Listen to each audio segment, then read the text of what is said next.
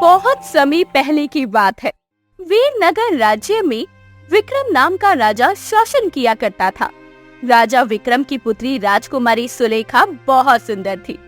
उसकी सुंदरता के चर्चे दूर दूर तक राज्यों में फैले हुए थे। एक दिन राजा विक्रम अपनी पुत्री राजकुमारी सुलेखा से बोला, राजकुमारी सुलेखा, अब आप विवाह के योग्य हो गई हैं। समय आ गया है कि आप अपना जीवन साथी चुने। यदि आपके मन में पहले से ही कोई राजकुमार बसा हो तो आप बेझिझक होकर मुझको बता सकती हैं। पिताजी, मैं अभी विवाह नहीं करना चाहती। राजकुमारी सुलेखा, जब भी हम आपसे विवाह के बारे में चर्चा करते हैं, आप हर बार कोई ना कोई बहाना बनाकर हमें टाल देती है। ये क्या बात हुई? ऐसा नहीं चलेगा, बहुत हुआ। आज हम जान कर रहेंगे कि आपके मन में वास्तव में चल क्या रहा है। अपने पिता राजा विक्रम की बात सुनकर राजकुमारी सुलेखा गहरी सोच में डूबते हुए बोली, पिताजी, मैं चाहती हूँ कि जब मैं विवाह करूँ तो मेरा होने वाला पति ऐसा वीर हो जिसकी बुद्धि और शौर्य के सामने बड़े से बड़ा योद्धा भी ना टिक सके। तो फिर आप चिंता क्यों करती हैं राजकुमारी? हम भी चाहते हैं कि आपका विवाह किसी ऐसे वीर योद्धा से हो जो आपके आदर्शों पर खरा उतरे। ठीक है, हम वादा करते हैं कि हम आपके लिए ऐसा ही जीवन साथी चुनेंगे। पिताजी, मैं उसी युवक को सच्चा वीर मानूंगी जो नीलगिरी के घने जंगल में रहने वाले राक्षस से नीला पुष्प लाने का साहस करेगा। ये सुनकर राजा विक्रम बुरी तरह से चौंक पड़ा। अगर आपकी ऐसी इच्छा है राजकुमारी सुलेखा, तो हम आपकी ये इच्छा भी अवश्य पूरी करेंगे। इतना बोलकर राजा विक्रम अपनी पुत्री राजकुमारी सुलेखा के कक्ष से बाहर निकल गया और बाहर जाकर अपने मंत्री जगन्नाथ से बोला, मंत्री जगन्नाथ, सारे राज्य में ऐलान करवा दो कि कोई भी वीर युवक नीलगिरी जंगल से अगर नीला पुष्प राजकुमारी सुलेखा के लिए लेकर आएगा तो हम राजकुमारी सुलेखा का विवाह उस युवक से कर देंगे और साथ ही अपने राज्य का अगला होने वाला राजा भी उसे घोषित कर देंगे। जाओ। ठीक है महाराज, जैसा आप चाहते हैं वैसा ही होगा। मैं तुरंत पूरे राज्य में संदेश भिजवाने का प्रबंध करता हूँ।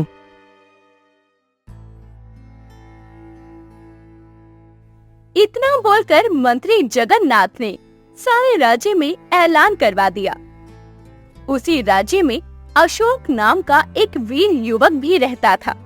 अशोक जंगल में लकड़ी काट रहा था कि तभी उसका मित्र कन्हैया उसके पास आकर बोला, अशोक, क्या तुमने राजा विक्रम का ऐलान सुना? क्या ऐलान? कैसा ऐलान कन्हैया? अशोक, राजा विक्रम ने कहा है कि जो भी युवक नीलगिरी के जंगलों से राजकुमारी सुलेखा के लिए नीला पुष्प लेकर आएगा तो राजा विक्रम उसका विवाह राजकुमारी सुलेखा से कर देंगे। और बस यही नहीं, उसे राज्य का अगला राजकुमार भी घोषित कर देंगे। अपने मित्र की बात सुनकर अशोक के चेहरे पर मुस्कुराहट आ गई। अरे, मुझे ये राज्य का महाराज वहराज बनने में कोई दिलचस्पी नहीं है कन्हैया।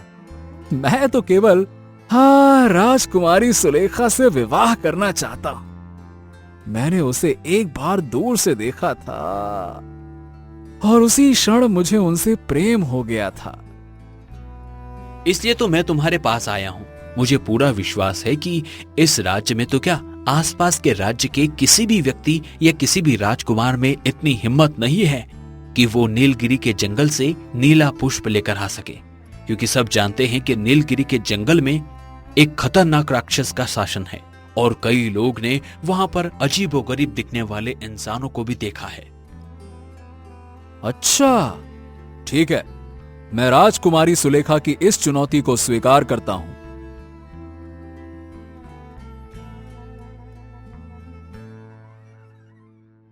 इतना बोलकर अशोक राजमहल चला गया।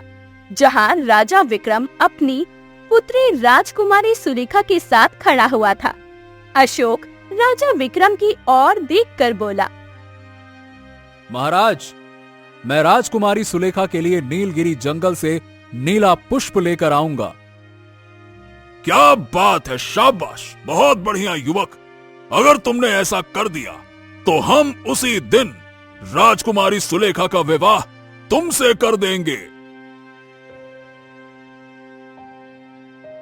राजा विक्रम की बात को सुनकर अशोक महल से बाहर निकल गया और अपने मित्र कन्हैया का घोड़ा लेकर उस घोड़े को नीलगिरी के जंगलों की ओर लेकर निकल पड़ा। अशोक का घोड़ा सुबह से लेकर शाम तक लगातार चलता रहा। अशोक का शरीर थककर चूर हो चुका था। उसने कुछ देर के लिए अपना घोड़ा रोक दिया और उसने देखा कि वो एक घने जंगल में था। हाँ, लगता है नीलगिरी के जंगल अब करीब ही हैं। तभी अशोक की नजर एक साधु के ऊपर पड़ी। अशोक ने देखा कि साधु उसे ही घूर रहा था। साधु अशोक की ओर देखकर बोला, कौन हो तुम और इस जंगल में क्या कर रहे हो? देखो, तुम जो भी हो इससे आगे मत जाना, क्योंकि इससे आगे नीलगिरी जंगल की सीमा शुरू होती है, जहां पर मनुष्य जाते तो हैं परंतु वापस नहीं लौटते, लेकिन हाँ, उनके कंकाल यहाँ जरूर मिलते हैं। अशोक साधु को सारी घटना बताते हुए बोला, प्रणाम साधु महाराज, मैं आपको बताना चाहता हूं कि मैं राजकुमारी सुलेखा से प्रेम करता हूं और मैं किसी भी कीमत पर केवल राजकुमारी सुलेखा से ही विवाह करूंगा, और मैं उनसे विवाह करने के लिए मुझे नीलगिरी के जंगल से एक नीला पुष्प राजकुमारी को ले जाकर देना होगा। ये सुनकर साधु बुरी तरह से चौंक पड़ा और अशोक की ओर देखकर बोला, देखो, मेरी बात सुनो, तुम इससे आगे मत जाओ। लेकिन साधु महाराज, देखिए, मैं साधुओं का बहुत आदर करता हूं, परंतु मैं राजा विक्रम को वचन दे चुका हूं और मैं वचन को तोड़ नहीं सकता महाराज। इतना बोलकर अशोक घोड़े पर बैठकर दोबारा घने जंगल की ओर निकल पड़ा। वो थोड़ी दूर ही पहुंचा होगा, तभी अचानक अशोक का घोड़ा एक जगह पर रुक गया। अशोक ने अपने घोड़े को आगे ले जाने की बहुत कोशिश की, मगर उसका घोड़ा टस से मस नहीं हुआ। अरे, ये घोड़ा तो बहुत बुरी तरह से डरा हुआ है। अरे, समझ नहीं आ रहा कि अचानक से इसे ऐसा क्या हो गया। तभी अशोक के कानों में एक व्यक्ति की आवाज टकराई। कौन हो तुम और इस जंगल में क्या कर रहे हो? तुम जो भी हो यहाँ से वापस चले जाओ। यह जगह तुम्हारे लिए खतरनाक है। अगर तुमने यहाँ रुकने की कोशिश की तो बेमौत मारे जाओगे। अशोक ने जैसे ही इधर उधर देखा तो उसके सामने एक अजीबोगरीब मनुष्य खड़ा हुआ उसे ही घूर रहा था। अशोक ने देखा कि उसका सर एक शेर का था और धड़ एक इंसान का। अरे, ये विचित्र मनुष्य कौन है? इसका सर तो एक शेर का है और धड़ एक इंसान का। ओह, इसका मतलब मैं नीलगिरी के जंगल में ही खड़ा हूँ। इतना बोलकर अशोक फिर से अपने घोड़े को दौड़ाने का प्रयास करने लगा, मगर उसका घोड़ा एक कदम भी आगे नहीं बढ़ा। तभी वो विचित्र मनुष्य अशोक से बोला, तुम्हारा घोड़ा इससे आगे नहीं बढ़ेगा। जानवर खतरे को पहले ही भांप लेते हैं, और अगर वो डर गया है तो इसका मतलब है कि यहाँ कुछ ऐसा है जो तुम्हारे लिए खतरनाक हो सकता है। तुम्हें अपने घोड़े से सीख लेनी चाहिए। इतना बोलकर विचित्र मनुष्य अशोक की ओर बढ़ने लगा। अचानक अशोक अपने घोड़े से उतर गया और तलवार निकालते हुए उस विचित्र मानव से बोला, देखो, मैं उनमें से नहीं हूं जो तुम्हें देखकर डर जाऊं। मैं अपने लक्ष्य के लिए यहां आया हूं और कोई भी मुझे रोक नहीं सकता। मेरे रास्ते से हट जाओ, नहीं तो मरने के लिए तैयार हो जाओ। अशोक की चेतावनी सुनकर विचित्र मानव गुस्से से बोला, तुम बात को समझ नहीं रहे। और मुझे समझना भी नहीं है। मुझे नीलगिरी के जंगल से वो नीला पुष्प चाहिए। ये सुनकर अचानक से उस विचित्र मानव के चेहरे पर डर झलकने लगा। तुम जानते भी हो तुम क्या कर रहे हो। तुम जिस नीले पुष्प की बात कर रहे हो वो नीला पुष्प यहाँ से कुछ दूर एक गुफा में मिलेगा, लेकिन ध्यान रहे उस नील पुष्प की रक्षा एक राक्षस और उसकी पुत्री करती है। अगर तुम वहां गए तो तुम वैसे भी मारे जाओगे। ये तुमने बहुत अच्छा किया जो मेरा काम आसान कर दिया।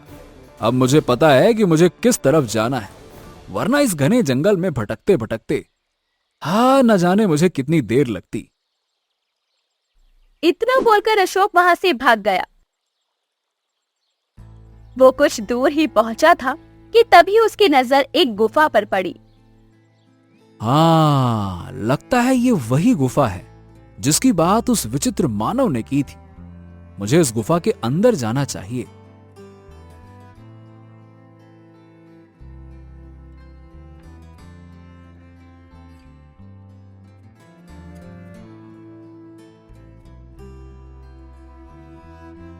कुछ ही देर में अशोक उस गुफा के अंदर खड़ा था। गुफा के अंदर का दृश्य देखकर अशोक आश्चर्य में पड़ गया। अशोक ने देखा कि उस गुफा के अंदर एक राक्षस बैठा हुआ था और उसके ठीक बगल में एक युवती सो रही थी, जिसका सर भी शेर का था और धड़ स्त्री का। उसके हाथ में एक नीला पुष्प रंग बिरंगी किरणों से चमक रहा था। अशोक बड़ी फुर्ती से उस युवती के पास चला गया और तुरंत उसके हाथ से वो नीला पुष्प छीन लिया। ऐसा करते ही वो स्त्री तुरंत उठकर खड़ी हो गई। स्त्री के उठते ही वो राक्षस अशोक को घूरने लगा। मूर्ख इंसान, वो पुष्प मेरे हवाले कर दे। वाह, इसी पुष्प को लेने के लिए मैं खतरों से खेलता हुआ यहाँ तक पहुँचा हूँ और तुम बोल रहे हो कि मैं ये पुष्प तुम्हारे हवाले कर दूं? नामुमकिन। मैं ये पुष्प किसी भी कीमत पर तुम्हारे हवाले नहीं करूंगा। वाह, तुम नहीं जानते कि तुम क्या कर रहे हो। मैं बहुत अच्छी तरह से जानता हूं कि मैं क्या कर रहा हूं। इतना बोलकर अशोक वहां से दोबारा भाग गया। कुछ ही देर में वो अपने घोड़े के करीब खड़ा था, मगर अब वहां पर सन्नाटा था। लगता है वो विचित्र मानव यहां से चला गया है। अब मुझे यहां समय बर्बाद नहीं करना चाहिए। हर क्षण महत्वपूर्ण है। मुझे तुरंत राजमहल की ओर बढ़ना चाहिए। इतना बोलकर अशोक अपने घोड़े पर बैठ गया और राजमहल की ओर चल दिया। कुछ ही देर में अशोक राजमहल के अंदर खड़ा था। अशोक के हाथ में नीला पुष्प देखकर राजकुमारी सुलेखा मुस्कुराते हुए अशोक की ओर देखकर बोली, लाओ अशोक, ये नीला पुष्प मुझे दे दो। राजकुमारी, ये नीला पुष्प मैं खतरों से खेलते हुए सिर्फ आपके लिए ही लेकर आया हूं। ये लीजिए। इतना बोलकर अशोक ने वो नीला पुष्प राजकुमारी सुलेखा को दे दिया। पुष्प को पकड़ते ही राजकुमारी सुलेखा के चेहरे पर एक रहस्यमयी मुस्कुराहट आ गई। अचानक वो अपने सैनिकों की ओर देखकर बोली, सैनिकों, गिरफ्तार कर लो इसे और जाकर कारागार में डाल दो।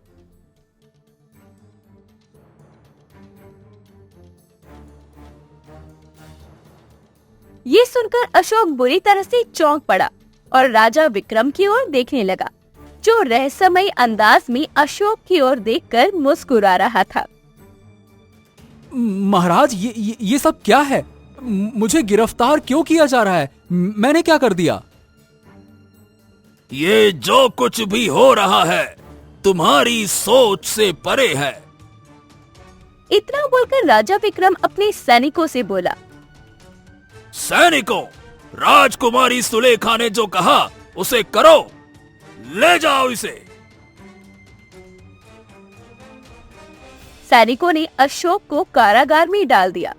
अशोक कारागार में खड़ा खड़ा ये सोच ही रहा था कि तभी वहां पर राजा विक्रम और राजकुमारी सुलेखा आ गए। अशोक उन दोनों को वो चक्का होकर देखने लगा। अचानक अशोक ने देखा कि राजा विक्रम एक राक्षस में परिवर्तित हो गया और राजकुमारी सुलेखा उसी युवती की तरह परिवर्तित हो गई, जिसका मुंह शेर का और धड़ इंसानों जैसा था। अचानक ही वो विचित्र युवती मुस्कुराते हुए अशोक से बोली, मूर्ख मनुष्य, तू जिस नीलगिरी जंगल में रहने वाले राक्षस से मिलकर आया है, वो कोई असली राक्षस नहीं है, बल्कि वो इस राज्य का असली राजा है, राजा विक्रम है। और जिस युवती का मुंह तूने शेर जैसा देखा था, वो असली राजकुमारी सुलेखा है। ये सुनकर अशोक बुरी तरह से चौंक पड़ा। तभी राक्षस अशोक की ओर देखकर बोला, तुझे क्या लगता था कि तुझे ये पुष्प लाने के लिए भेजा गया था? अरे मूर्ख, हमें इस नीले पुष्प की तलाश वर्षों से थी। अब अमावस्या की रात को इस नीले पुष्प को खाकर मैं और मेरी पुत्री इतने शक्तिशाली हो जाएंगे कि फिर कोई भी हमारा सामना नहीं कर पाएगा। और फिर हम ना सिर्फ इस राज्य में बल्कि पूरे संसार में राज करेंगे।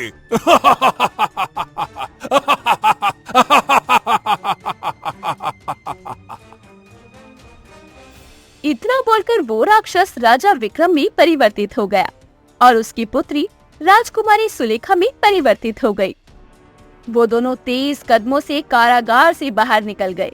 अशोक उदास होते हुए खुद से बोला, हाँ हाँ हाँ, हे भगवान, हे भगवान, ये मुझसे क्या हो गया?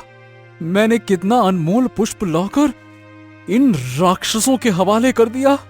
ये क्या किया मैंने, क्या कर दिया मैंने? कितनी बड़ी गलती हो गई मुझसे।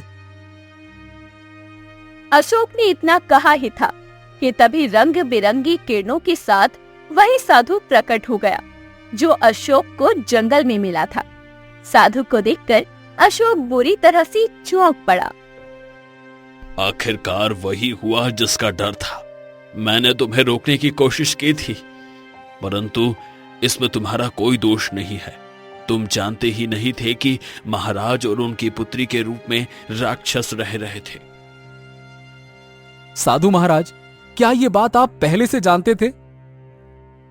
हाँ, इस रहस्य को केवल मैं ही जानता था। साधु महाराज, आखिर ये क्या रहस्य है? राजा विक्रम और राजकुमारी सुलेखा नीलगिरी के जंगल में कैसे पहुंचे और वो राक्षस और राक्षसनी में कैसे परिवर्तित हो गए? और ये दोनों असली राक्षस और राक्षसनी यहां पर आ कैसे गए? कुछ समय पहले महाराज विक्रम अपनी पुत्री राजकुमारी सुलेखा के साथ जंगल की सैर पर गए थे। जंगल में राजकुमारी ने जिद करी कि वो नीलगिरी के जंगल को देखना चाहती है। महाराज अपनी पुत्री की जिद के आगे झुक गए और ना चाहते हुए भी राजकुमारी सुलेखा को नीलगिरी के जंगल में ले गए।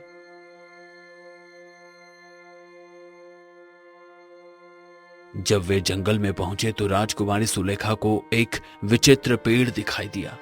उस पेड़ पर कई रंग बिरंगे नीले फूल लगे हुए थे। राजकुमारी सुलेखा का मन सोने की तरह शुद्ध था, इसलिए उन्होंने एक नीला पुष्प तोड़ लिया। हालांकि उस नीले पुष्प को तोड़ना इतना आसान कार्य नहीं था। जैसे ही उन्होंने पुष्प को तोड़ा, अचानक से वहां एक राक्षस और एक राक्षसनी आ पहुंचे। वे दोनों पिता पुत्री थे और वे जानते थे कि उस नील पुष्प के कारण वे सबसे ज्यादा शक्तिशाली बन सकते थे। राक्षस ने राजकुमारी सुलेखा को डराकर उस पुष्प को लेने का प्रयास किया। मूर्ख राजकुमारी, तुम जानती भी हो तुमने जो नीला पुष्प तोड़ा है वो कोई साधारण फूल नहीं है। इसे हमें दे दो, इससे पहले कि तुम्हारी मौत निश्चित हो जाए। दे दो। ये पुष्प मैंने देखा और इसे अपने हाथों से तोड़ा है। ये पुष्प मेरा है और मैं तुम्हें इसे किसी भी हालत में नहीं दूंगी। मूर्ख बालिका, तुम जानती नहीं कि तुम किससे भिड़ रही हो। इस नीले पुष्प को खाकर हम अजय हो जाएंगे और फिर तुम्हारे इस पूरे राज्य पर हमारा राज होगा। तुम चाहे जितना डराओ, मैं तुम्हें ये पुष्प नहीं दूंगी। मेरे पिता के रहते हुए तुम हमसे ये पुष्प नहीं छीन सकती। अगर तुमने हमें ये पुष्प नहीं दिया तो मैं और मेरी बेटी तुम्हारे पिता और तुम्हें इस संसार से मिटा देंगे। तुम समझ रही हो ना कि हमारे पास कितनी शक्तियां हैं। तुम कितने भी शक्तिशाली क्यों ना हो, मेरे पिता मेरे साथ हैं और हम तुम्हारे हर प्रहार का सामना करेंगे। तुम्हारी जिद तुम्हें महंगी पड़ेगी। अब तुम्हारे पास कोई चारा नहीं बचा। फिर राक्षस और उसकी पुत्री ने अपने जादू की शक्ति से महाराज और राजकुमारी को अपने ही रूप में परिवर्तित कर दिया और उन दोनों का रूप लेकर उनके ही महल में रहने लगे। आप इस बारे में इतना कैसे जानते हैं साधु महाराज? क्योंकि जब यह घटना हुई थी, मैं उसी समय एक घने वृक्ष के पीछे इस घटना को देख रहा था। मैं चाहकर भी राक्षस और राक्षसनी का मुकाबला नहीं कर सकता था, इसलिए मैंने चुप रहना ही बेहतर समझा। साधु महाराज, जब मैं नीलगिरी जंगल में पहुंचा तो मैंने वहां एक अजीबोगरीब इंसान को देखा। उसका सिर शेर का था, लेकिन धड़ इंसान का था। वो कौन था? कहते हैं कि उस जंगल में पहले मनुष्य भी रहा करते थे, लेकिन जब से राक्षस और उसकी पुत्री ने उस जंगल में कदम रखा है, तब से वो पूरा जंगल श्रापित हो गया है और उस श्राप के कारण जंगल में रहने वाले सभी मनुष्य असामान्य रूपों में परिवर्तित हो गए हैं। अब केवल राक्षस और राक्षसनी की मौत ही उन सभी विचित्र मनुष्यों को उनकी असली रूप में ला सकती है। ओ साधु महाराज, ये सब मेरी गलती की वजह से हुआ। मैं नहीं चाहता कि राक्षस और उसकी पुत्री का शासन पूरे संसार में हो। अगर ऐसा हुआ तो वो दोनों तो संसार के सारे मनुष्यों को खा जाएंगे। तुमने बिल्कुल सही कहा अशोक। तो साधु महाराज, मुझे बताइए कि उन्हें कैसे रोका जा सकता है? अशोक, मेरी बात ध्यान से सुनो। नीलगिरी जंगल में एक पेड़ और भी है जिस पर लाल पुष्प उगे हुए हैं। तुम्हें उस पेड़ से एक लाल पुष्प तोड़ना होगा और उसे महाराज और उनकी पुत्री, जो अब राक्षस और राक्षसनी के रूप में हैं, उन्हें आधा आधा खिलाना होगा। ऐसा करते ही महाराज और उनकी पुत्री अपने असली रूप में आ जाएंगे। जब वे असली रूप में होंगे, तब उन्हें अपने बहरूपियों यानी असली राक्षस और राक्षसनी से सामना करना होगा और जैसे ही उन दोनों का आमना सामना होगा, तभी तुरंत असली राक्षस और राक्षसनी जलकर राख हो जाएंगे, क्योंकि लाल पुष्प की शक्ति महाराज और राजकुमारी के भीतर होगी और लाल पुष्प की शक्ति के आगे उस नीले पुष्प की शक्ति कुछ भी नहीं है। मगर ये काम तुम्हें जल्द से जल्द पूरा करना होगा, क्योंकि कल अमावस की रात है और राक्षस और राक्षसनी को अमावस की रात का ही इंतजार है, क्योंकि अमावस की रात को वे दोनों उस नीले पुष्प को खा लेंगे। अगर उन दोनों ने उस नीले पुष्प को खा लिया तो उनकी शक्ति इतनी प्रबल हो जाएगी कि फिर उन्हें रोकना असंभव हो जाएगा। हाँ, अगर ऐसी बात है साधु महाराज, तो मैं उस लाल पुष्प को तोड़ने के लिए पूरी तरह से तैयार हूं। परंतु मैं चाह कर भी उस लाल पुष्प को तोड़ नहीं सकता, क्योंकि मुझे यहां इन सलाखों के अंदर कैद कर दिया गया है। क्या करूं मैं? अशोक, तुम्हारे इरादे नेक हैं, लेकिन ये जान लो कि उस पेड़ से लाल पुष्प को तोड़ना इतना आसान नहीं है। उस पुष्प को केवल वही व्यक्ति तोड़ सकता है जिसका मन सोने की तरह शुद्ध हो और जिसके हृदय में किसी दूसरे के प्रति ईर्ष्या की भावना न हो। अगर उस व्यक्ति के अंदर जरा सी भी बुराई की भावना हुई तो लाल पुष्प तोड़ने के बाद ही वो व्यक्ति मौत की आगोश में समा जाएगा। मुझे इसकी कोई परवाह नहीं है साधु महाराज, चाहे मुझे अपनी जान ही क्यों न देनी पड़े। मैं बस महाराज और राजकुमारी सुलेखा को वापस उनके असली रूप में लाना चाहता हूं। तो फिर ठीक है, मैं अपनी शक्तियों का प्रयोग कर तुम्हें सीधे उस पेड़ के पास पहुंचा देता हूं। इतना बोलकर साधु की आंखों से रंग बिरंगी किरणें निकलने लगी और अचानक ही अशोक वहां से गायब हो गया। अगले ही पल उसने खुद को नीलगिरी जंगल के उस पेड़ के पास पाया जिस पर लाल पुष्प लगे हुए थे। जब अशोक ने उस पेड़ से एक लाल पुष्प तोड़ने की कोशिश की तो अचानक ही पेड़ से एक आवाज आई। जो भी मनुष्य मेरे लाल पुष्प तोड़ने की हिम्मत करता है तो उस मनुष्य की कुछ समय बाद ही मृत्यु हो जाती है। अगर तुम सच में मरना चाहते हो तो ये लाल फूल तुम ले जा सकते हो। मुझे अपने जीवन की कोई परवाह नहीं है। अगर मेरे मरने से पहले महाराज और उनकी पुत्री राजकुमारी सुलेखा अपने असली रूप में वापस आ सकते हैं और राक्षस और राक्षसनी जलकर राख हो सकते हैं तो ठीक है, मैं अपनी जान कुर्बान करने के लिए तैयार हूं। इतना बोलकर अशोक ने उस पेड़ से लाल पुष्प तोड़ लिया। तुम्हारा मन वाकई सोने की तरह शुद्ध है मनुष्य, तुम्हें कुछ नहीं होगा। जाओ और जाके सब ठीक कर दो।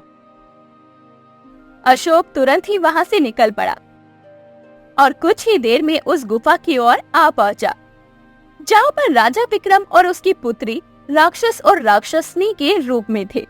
अशोक तुरंत उन दोनों की ओर देखकर बोला, मुझे क्षमा कीजिए महाराज और राजकुमारी, मुझे नहीं पता था कि राक्षस के रूप में यहां पर आप दोनों हैं। मैं आपके लिए ये लाल पुष्प लेकर आया हूं। जैसे ही आप दोनों ये लाल पुष्प खाएंगे तो आप अपने असली रूप में आ जाएंगे। इतना बोलकर अशोक ने वो लाल पुष्प आधा राजा विक्रम को दे दिया और आधा राजकुमारी सुलेखा को दे दिया। उन दोनों ने जैसे ही उस पुष्प को खाया अचानक से वो दोनों अपने असली रूप में परिवर्तित हो गए। तुम वाकई बहुत ज्यादा बहादुर हो अशोक। जब तुम पहली बार यहाँ पर आए थे तब मैंने तुम्हें गलत समझा था। महाराज, अब आपको और राजकुमारी को जल्द से जल्द महल की ओर चलना होगा। जब तक आप दोनों महल में उन दोनों का सामना नहीं करेंगे तब तक वो दोनों नहीं मरेंगे। राजकुमारी सुलेखा अपने पिता से बोली, पिताजी, तब तो हमें तुरंत महल की ओर बढ़ना होगा। वो तीनों गुफा से बाहर आ गए कि तभी वहां पर वही विचित्र मानव आ पहुंचा। अशोक उस विचित्र मानव की ओर देखकर बोला, मैं जानता हूं कि तुम किसी समय में बिल्कुल सही थे। उस राक्षस के यहां आने के कारण तुम शापित हो गए। तुमने सही कहा और तभी से हम इस जंगल में छुप कर रहते हैं ताकि कोई मनुष्य हमें देखकर डर ना जाए। चिंता मत करो, उस श्राप के खत्म होने का समय आ चुका है। बहुत जल्द राक्षस और उसकी पुत्री का अंत हो जाएगा, जिसके बाद तुम आजादी से फिर कहीं भी घूम फिर सकते हो। ठीक है? अशोक राजा विक्रम और उसकी पुत्री को राजमहल की ओर लेकर आ गया। जैसे ही वो दोनों राजमहल के अंदर पहुंचे तभी अचानक राक्षस और राक्षसनी, जो कि राजा विक्रम और राजकुमारी सुलेखा के रूप में थे, अचानक उनके शरीर में आग लग गई और कुछ ही देर में वो जलकर राख हो गए। उनके राख होते ही नीलगिरी जंगल का लगा हुआ श्राप खत्म हो गया और वो विचित्र मानव अपने असली रूप में आ गया। तभी वहाँ पर वही साधु प्रकट हुआ और मुस्कुराते हुए राजा विक्रम और उसकी पुत्री सुलेखा को सारी घटना बताते हुए बोला, महाराज, ये सब अशोक की बहादुरी की वजह से हुआ है। अगर अशोक ने साहस नहीं दिखाया होता तो आप और आपकी पुत्री हमेशा के लिए राक्षसों के रूप में फंसे रहते और इस संसार पर राक्षस और राक्षसनी का शासन हो चुका होता। इतना बोलकर साधु रंग बिरंगी किरणों के साथ वहाँ से गायब हो गया और राजा विक्रम खुश होते हुए अशोक से बोला, मुझे तुम्हारे जैसे बहादुर युवक को अपना दामाद बनाने में बहुत प्रसन्नता होगी। मैं हमेशा से तुम्हारे ही जैसे किसी वीर युवक से विवाह करना चाहती थी। क्या तुम मुझे अपनी पत्नी के रूप में स्वीकार करोगे? अशोक ने मुस्कुराते हुए हामी भर दी। कुछ ही दिनों में अशोक का विवाह राजकुमारी सुलेखा के साथ संपन्न हो गया। परंतु वो सब इस बात से अनजान थे कि राक्षस और उसकी पुत्री अभी भी जिंदा है और राजा से बदला लेने का सही समय ढूंढ रहे हैं। हाँ, राजा और अशोक को इतनी आसानी से नहीं छोड़ूंगा मैं। हाँ।